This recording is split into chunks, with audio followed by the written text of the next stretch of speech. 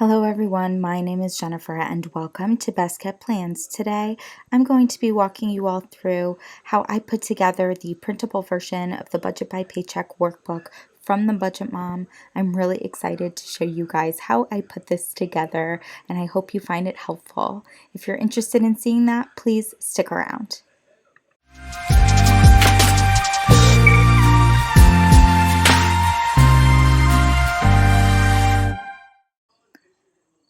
Here we have my printable version of the Budget by Paycheck workbook from the Budget Mom.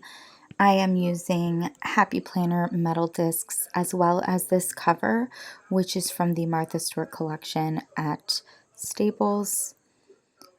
As you can see, I already have several months of the printable version of the Budget by Paycheck workbook. In this budget book, I did print out the cover. I printed out the sheet that indicates what subscriptions I have, sheets for my sinking funds, these two graphs which allow me to track some of my savings, and then it goes right into the month of July in the Budget by Paycheck workbook. I'm actually flipping through all of the pages I have printed, and then in the back I do have a bunch of lined sheets of paper as well as this plastic pocket. Those lined sheets of paper and the plastic pocket came with the planner cover when I purchased it from Staples. It also has a pen loop in the back where I keep my Muji gel pen. Next, I will be sharing with you all the products that I use to put together this budget book. First, we have the cardstock I purchased from Staples, which I use to print out the monthly dividers. It is 110 pound cardstock, which I highly recommend. It's nice and thick.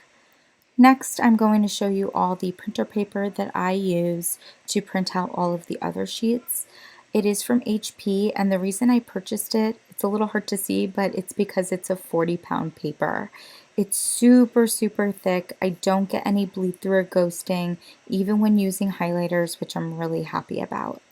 Next, I'm going to show you all my Happy Planner punch. This is what I use to punch my sheets so that I can put them on discs. This is the big punch from the Happy Planner. The process of using a Happy Planner punch or any punch, I know there are some from different brands like Arc or Levenger, is very, very simple. Because this is meant for the big Happy Planner, it does have little marks on it to indicate where you would put a sheet of paper when you are punching it for the big size versus classic HP size.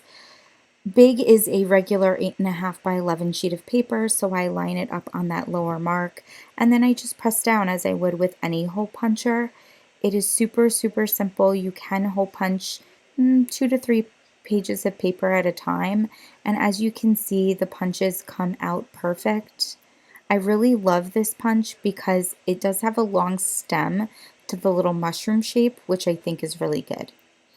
Here I'm showing you all the inserts that I printed for October.